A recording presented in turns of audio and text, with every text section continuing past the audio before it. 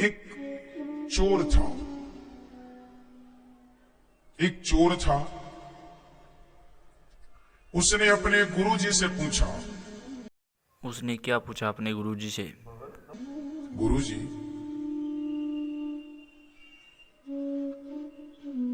मेरा विवाह कब होगा? गुरुजी ने कहा, बेटा तेरा विवाह तो होगा उस दिन जिस दिन से ठीक तेरा विवाह रात को होगा और सवेरे तुझे फांसी हो जाएगी। जिस दिन तेरी फांसी निश्चित होगी, फांसी निश्चित होने के बाद तेरा विवाह निश्चित होगा। चोर ने कहा कि जब फांसी निश्चित हो जाएगी तो फिर विवाह करेगा कौन? बोले नहीं, ऐसे ही लिखा है तेरे भाग्य में। अब वो चोर तो चोर था। चोरी करना उसने छोड़ दी। चोरी नहीं करूंगा, फांसी नहीं लगेगी। मतलब देखो, उसने जान लिया कि मेरे साथ क्या होने वाला है। अब वो सावधान हो रहा है, पर जो होनी है हो के रहेगी। आप कितने भी सावधान हो जाइए, कितने भी चालाक हो जाइए, पर जो लिख चुका है, जो किस्मत में है, मिलना है तय। एक दिन वहां से राजा की सवारी गुजर रही थी। ये चोर पहले चोरी करता था पर अब नहीं करता। राजा की नजर इस पर पड़ गई। राजा ने कुछ याद किया।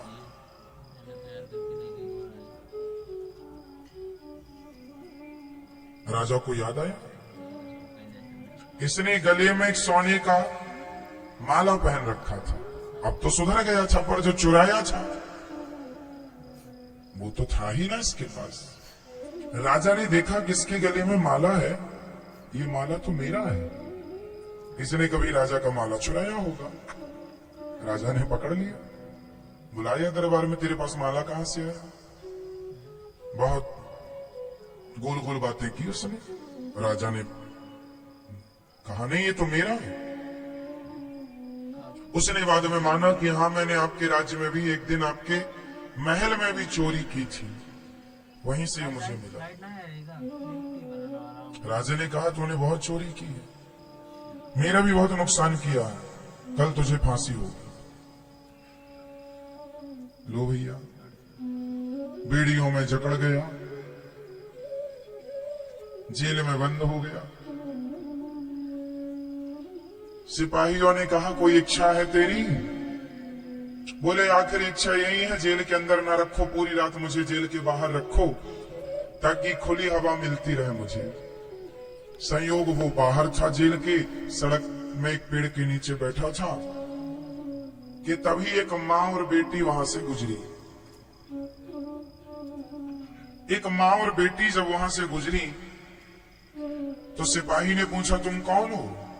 उन्होंने कहा, भैया हम इस शहर में, इस नगर में नए नए आए हैं, बड़े गरीब हैं, कुछ काम मिले तो पेट भर रोटी मिल जाएगी।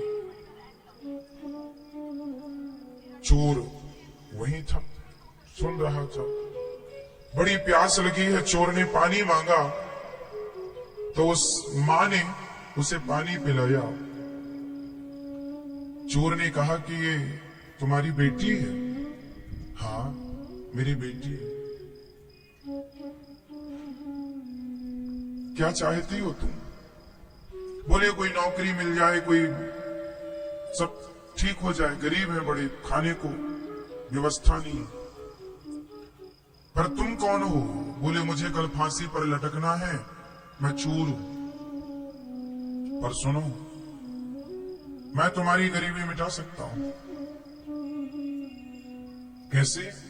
बोले, मैं चोर हूं, मैं तो कल मर जाऊंगा, पर मैंने कुछ धन गड़ा रखा है जगह पर, यदि तुम अपनी बेटी का विवाह मेरे से कर दो तो मैं सारा धन से पता बता दूंगा और तुम धनवान हो जाना। तो लड़की की मां ने कहा, चोर, मैं अपनी बेटी का विवाह तेरे से कर भी दूं और तू मुझे धन भी बता दे, मैं धनी भी हो जाऊं, तो बता इसमें तेरा लाभ क्या है? एक रात के लिए तू किसी का पति बन, इसमें क्या लाभ है तेरा? यह तो सही, क्या उसका क्या लाभ था गुरुजी उसमें? चोर बोला, रोते हुए बोला, मेरा एक ही लाभ है। क्या? बोले, जब मैं मर जाऊंगा, मेरे मरने के बाद ही सही मेरा बच्चा होगा। यदि मैं इसका पति बना तो बच्चा होगा, और बच्चा होगा तो वो मुझे पिंडदान देगा। और मैंने कोई ऐसे तो पुण्य किए नहीं कि मेरा उद्धार हो जाए। जीते जी सिर्फ चोरी की है, गलत काम किया है। अब एक उम्मीद है कि यदि मेरी औलाद, मेरी संतान मेरा पिंडदान करती है और वो सही रास्ते पर चलती है तो उसके पुण्य से, उसके पिंडदान से मेरा उद्धार हो जाए। बस ये लोभ है। लड़की की मां ने लड़की से पूछा, ठीक है? उसने कहा, मां जैसा अच्छा लगे। मां को लगा ठीक है, भटक तो रहे ही है, धन मिलेगा, ठीक है। शादी हो गई, पंडित जी को बुलाया, घंटे 2 घंटे में अग्नि जला करके फेरे दिलवाए, विवाह संपन्न हुआ। एक रात वो अपनी पत्नी के साथ रहा। संयोगवश भगवत कृपा के द्वारा वह पत्नी उसी रात गर्भवती भी हो गई। सवेरा हुआ, सूर्योदय होते ही राजा की आज्ञा के कारण चोर को फांसी पर लटकाया गया। चोर मर गया। चोर तो मर गया, इसे धन भी मिल गया उसके बताई जगह पर। अब क्या हुआ देखिए, अब जो जीवन में मिलना है वो कैसे कैसे मिलता है, और जो नहीं मिलना वो नहीं मिलता कैसे। ये मिलना वो कैसे मिलता है गुरुजी, और जो नहीं मिलना वो कैसे छिनता है? धनवान हो गए माँ बेटी दोनों। माँ को लगा चलो बेटी का विवाह कर देना चाहिए। इसने फिर बेटी के विवाह का प्लान बनाया। एक लड़का मिला भी, लड़के से कहा, विवाह करोगे? हाँ हाँ कर लेंगे। विवाह किया तो उस लड़के ने जिसने विवाह किया, संयोग से वो भी एक चोर था। वो चोर था तो रात के ही उसने पूरा बोरिया बिस्तर बांधा, इसका सारा धन उठाया, भाग गया। एक चोर ने धन दिया, एक चोर ने धन ले लिया। अब ये जैसे थे फिर वैसे हो गए। धन जाते ही उस धन के गम में ये मां निपट गई। अब अकेली लड़की बची, वो लड़की भी गर्भवती। मजदूरी मांग मांग के जैसे तैसे जीवन गुजारा, बच्चा हुआ, बड़ा हुआ। एक दिन एक राजा के बेटे को एक सांप डसने के लिए बिल्कुल तैयार था।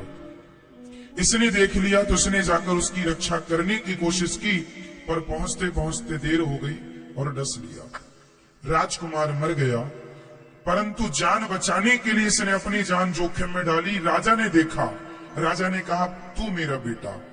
ये राजगद्दी पर चला गया, राजा हो गया। जब राजा हुआ, वो राजा मर गया, अब ये राजा हो गया। इसकी मां ने कहा, इसे अपने पति की बात याद आई कि मेरे पति ने कहा था मेरा बेटा पिंडदान करेगा। अब पिंडदान करने के लिए ये गया जी पहुंचा, और जब गया जी में पहुंचा तो जैसे पिंडदान करने लगा, फिर क्या हुआ गुरुजी? उसके सामने 3 हाथ खड़े हो गए। एक हाथ इसके पिता का, एक हाथ उस चोर का जो चुरा के भागा, पर एक रात के लिए वो भी पति तो बना, और तीसरा वो राजा जिसने अपने पुत्र की जगह इसे गोद लेकर अपना राज्य दिया? वो 3 हाथ। अब आप लोग उत्तर दो, वो बेटा उन 3 हाथों में किस हाथ में पिंड दे? बताओ। फिर उसने 3 हाथों में से किस हाथ में पिंड दिया गुरुजी? किस हाथ में पिंड देना चाहिए? उसका असली पिता कौन हुआ?